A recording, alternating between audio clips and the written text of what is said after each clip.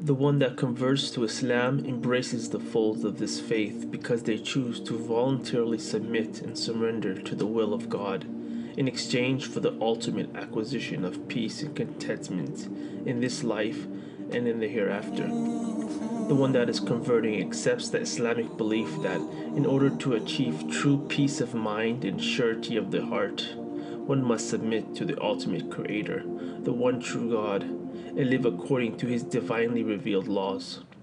The one that converts comes to the understanding that no one is worthy of his worship and veneration except the one true Creator, the Creator of this world and everything it contains.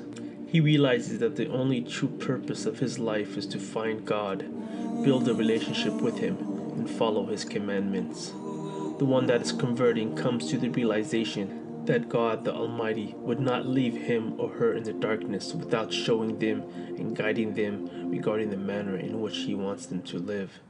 To this end, He, God, chose messengers and prophets throughout history to send to different nations at different times to communicate His message to humanity, to demonstrate how one should live and to teach mankind about Himself. In addition, these prophets came with glad tidings, stating that whoever worships the one God without any partners and lives a righteous life while obeying God's commands will enter paradise eternally. And whoever worships anyone other than Allah and does not follow God's commandments will enter the hell eternally. Islam is not a new religion, but rather embodies the eternal act of submitting to the will of God. It is, indeed, the only acceptable religion in the sight of God. Islam is the true natural religion and offers the same message revealed through the ages to all of God's prophets and messengers. The one that is converting realizes that Islam will change his or her life for the better, and that Islam will provide the light to guide them in their life as well as grant them true salvation from the eternal hellfire. The one that searches for his purpose in life as well as for his Creator and is sincere and curious to learn the truth, that person will eventually be guided to the truth by the will of God and by His mercy, love, and justice. God guides whom He wills and whom He pleases. My dear brother or sister, if you have the desire to be Muslim and have a strong conviction and belief that Islam is the true religion of God, then you are ready to embrace the folds of Islam. In Islam, every action begins with one's intention, so one starts by setting the intention in their heart to embrace Islam for the sake of God alone. It's highly recommended that you take a bath or a shower to symbolically purify and cleanse yourself of your past life and your past sins. It's also recommended that you wear good clothes on the day of conversion. Unlike other religions, the act of converting to Islam does not involve any rituals, ceremonials, nor baptisms. All the one has to do is to declare the testimony of faith, which is known as the Shahada in Arabic, or the Declaration of Faith in English, which is the first of 5 pillars of Islam. These 2 statements encapsulate all of the beliefs of Islam.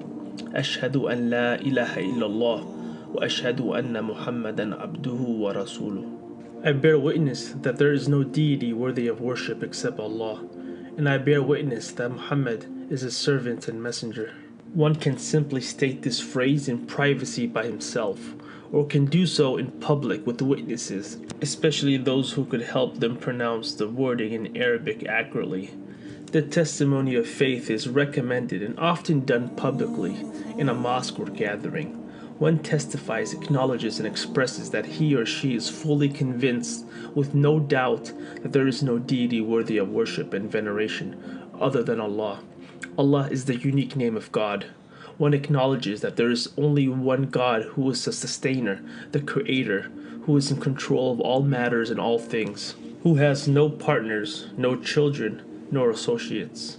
He is the Most High, most merciful, all-knowing, all-wise, all-seeing, all-hearing. He is the first, He is the last. One also testifies and acknowledges that Muhammad, peace and blessings be upon him, is the last and final messenger of God, who was sent to relay the same general message as the prophets before him. He is the best example and role model for humanity, a slave and a worshipper of Allah, and should not be wrongfully worshipped like past prophets, who are only human messengers of God and not God Himself. After one completes his testimony of faith, that individual is now officially Muslim.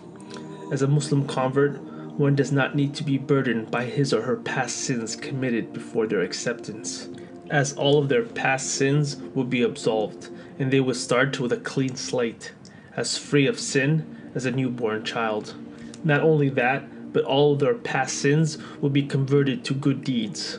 One should attempt to the best of his ability to keep his slate clean as much as possible, and do as many good deeds as he or she can. The new convert should make a lot of supplications to God, asking Him to continue to guide him or her to the straight path and lead him or her to paradise and everything else they desire, in this world and beyond. After the conversion process comes the time to start gradually learning more about Islam and practicing it by performing the 5 mandatory ritualized prayers that Muslims perform daily. A new convert should not try to learn all aspects of the faith at once, as they may end up feeling overwhelmed. Instead, one should continue to learn and grow his faith over an extended time period. It's highly recommended that the convert finds a local mosque or a local Islamic community and attend gatherings, seek Muslim support, and make new friends. One should also start to give charity and fast in the month of Ramadan, both of which are mandatory upon every Muslim. For people still unsure as to whether or not they should convert to Islam, they can pray to God without specifically naming Him. Just pray out and say, "Oh, you who created me, please guide me to the truth." Also, continue to research and look further at the overwhelming evidence and proofs that Islam offers to affirm its existence and validity. Do not procrastinate, and do not take this matter of faith lightly, as you are not guaranteed tomorrow. Your test, your life, can end at any moment. Realize, my brother or sister, that you did not come to this video by random or by chance. You were guided here by your Creator.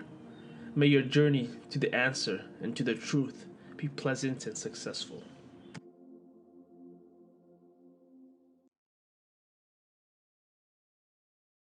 Our Prophet narrated, "Whoever guides another to a good deed will get a reward similar to the one who performs it." So please like, subscribe, and share this video. Assalamu alaikum.